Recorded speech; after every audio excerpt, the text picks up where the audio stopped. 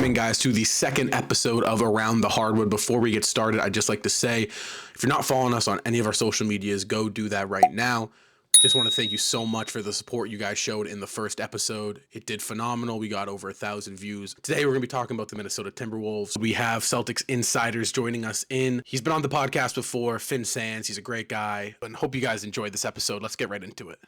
When Minnesota played us, they were phenomenal. They're right now currently the number one defense in the league. They're 17-5, tied for the best record in the league, a net rating of plus 6.8. Guys, are the Timberwolves right now considered to be the team to beat in the Western Conference? I don't think so. I do love the Timberwolves. I like the pieces that they have.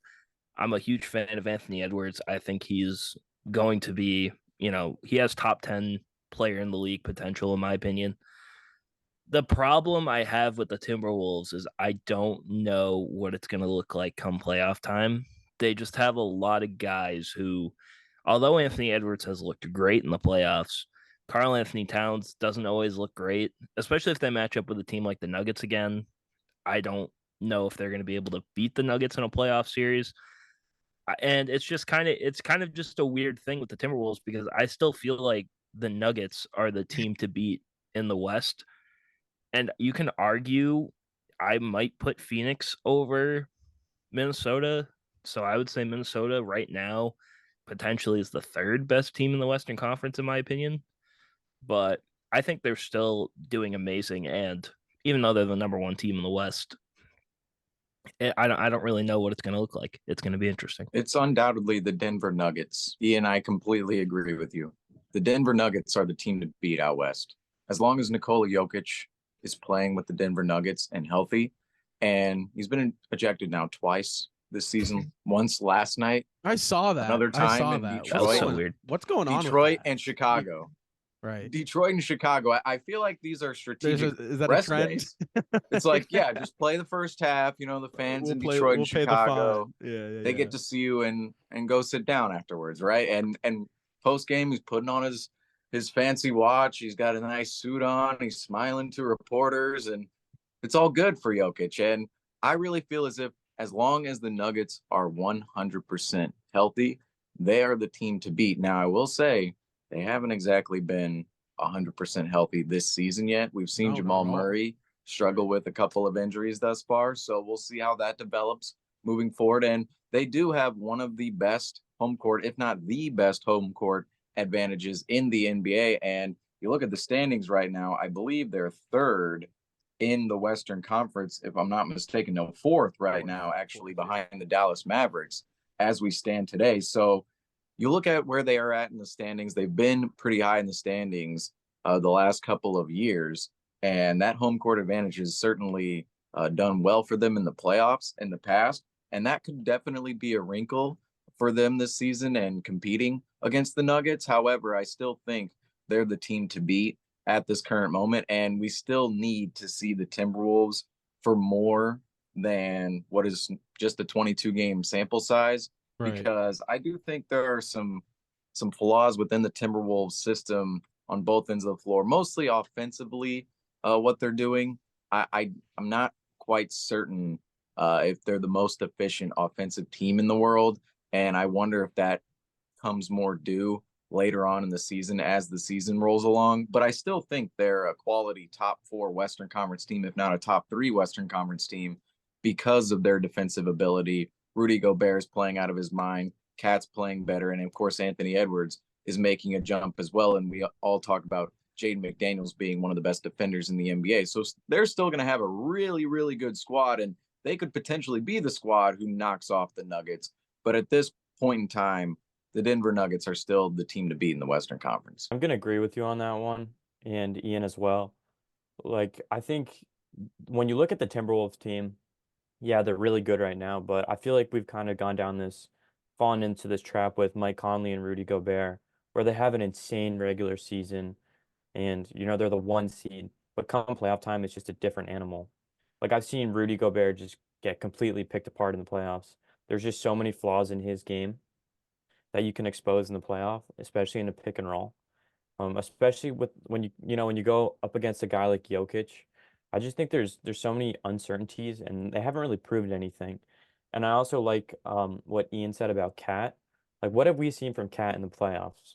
Right. Like, we know Anthony Edwards has potential to be that guy. Like, no doubt, he can definitely get you 40 points in a playoff game. But what's Cat going to do for you? Is he going to give you 15, or is he going to give you 30? And to me, there's just too many question marks, and especially with how dense and how strong the Western Conference is, I just don't see it happening yet. However, I do think they have the chance to prove people wrong. Like, if they do get a good first round matchup and they take it in 5 or 6 games because they're the 1 seed and you carry on to round two, I think anything can happen starting there. But I've just seen this trap with Rudy Gobert too many times, so I'm not sold on the Mavericks. And I think as I said earlier, as long as Jokic is healthy and he's playing come playoff time, they got to be the favorite in the West. The West. Well, see, another thing I want to say about Cat, because you came up with a good point. Even if we go back to that Celtics game, Drew Holiday was locking up Karl Anthony Towns. And it felt like he could not do anything. And we've seen that multiple times in the playoffs, whether it was the first time the Timberwolves made the playoffs against the Rockets. I remember he had a terrible series. Last time against the Nuggets, he did not have a very good series. So, like you said, it's going to be up to Karl Anthony Towns if the Timberwolves do anything, because we know what we're going to get out of Anthony Edwards. But it's going to be up to Cat and Rudy Gobert, like what Finn said. I mean, the West is just a different beast. And it's going to be really interesting, I think. I like Minnesota a lot. Right now, I think they're the conference's best team. That's right now, that's today, right? In a week, that can change. Once Jamal Murray gets healthy, and once that can change throughout the course of 82 games. I think right now they're the best team in the Western Conference. I don't think they're the team to beat. The Nuggets are the team to beat, not just the West, but in the NBA until someone else proves otherwise. That's the benefit you get of being the defending champ. However, this is something I want to talk about out West. The bracket and how the seeding falls, I think, is going to be really interesting and really important. Because right now, if you're looking at the Western Conference, you have Minnesota at 1 and Phoenix at 8. So it's like, and again, no Beal. So I doubt Phoenix finishes 8, but they're also 13 and 10, which isn't terrible. That's not an 8th seed record. So, okay, Minnesota versus Devin Booker and Kevin Durant in what is for Minnesota's real first meaningful playoff run. I mean, I get it's a 1 versus 8. And Minnesota's defense is always going to keep up. I mean, defense is something that just doesn't show up, right? Defense always shows up, but I think that's interesting. And or Oklahoma's too, and the Clippers or the Lakers might be 7. And it's like, are the Thunder really ready to take on LeBron James and or Kawhi Leonard in a playoff series? It's like, I don't think so. I don't think they are. I think there's 3 Western Conference teams that I'm like solid sold on right now.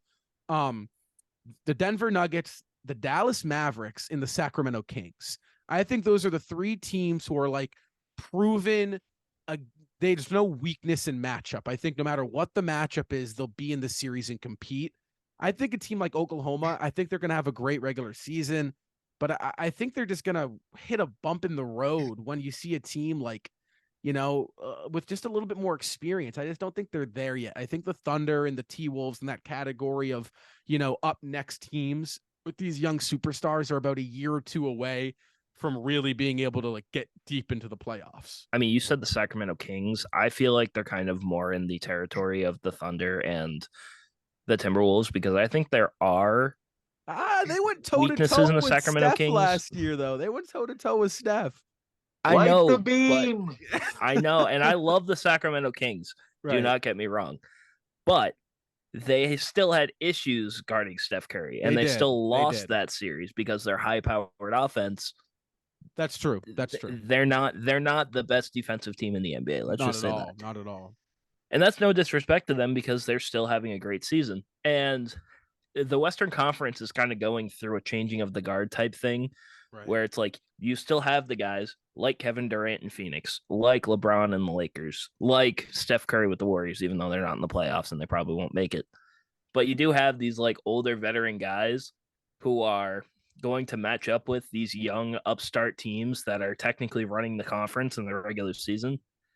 So it's kind of interesting. It's kind of cool to see the kind of clashing of the young versus the old guys, because like you said, you could see Kawhi Leonard take on Shai Gilgeous-Alexander and that's in the first round of a playoff series. That's what's so cool. It's like, where are we at? I think this is such an important year for the NBA. It's like, what point in the NBA timeline are we? Because we could very much be in the Nikola Jokic timeline, right? Where it's like, okay, the certified next best player on the planet is here. However, there's a part of me that's the NBA is trending. They said don't forget, guys, they said the exact same thing about Giannis when the Bucks won the championship in 2021. The exact same thing. They said he was the undisputed best player. He took down Kevin Durant in the Brooklyn Nets, and then he beat a Phoenix Suns team that was a powerhouse that regular season. So I'm not fully convinced that Jokic is the hands down, no question, best player on the planet, because I've seen this story before with Giannis, and now look at where Giannis are and the Bucks are. They're fighting for, this is as important of a season as it could get, I think, for the Bucks. So I do think there's that interesting dynamic. And then there's also the dynamic where it's like, okay, well, LeBron, Kawhi, KD, they've been great for so long. Are those cats done? Are they like, can they still have a playoff run left in the tank? Or is it time for the Luka Doncic's, the Anthony Edwards, the Shai Gilgeous-Alexanders? Is it the new era? So it's like, I think it's so interesting because in the East, you don't see that. In the East, it's okay. It's, we've seen this for the past 4 or 5 years. It's the Celtics, it's the Heat, it's the Bucks, or it's the Sixers, right? It's those that it's been the past 4 or 5 years. It'll be like that for the next 4 or 5 years. Until next week, guys, I'm Rob. Finn, thank you so much for joining us. I'm going to put his stuff in the description, but odds are there's not anyone here that's not following him already. So from Rob, from Ian, from Seamus, and from Finn, guys, happy holidays, Christmas time and the holidays, New Year's and Hanukkah, whatever you celebrate. Happy holidays, guys, from us here at Celtics Talk Weekly. And until next time, guys, make sure to like, follow, comment, subscribe, all of it. Peace.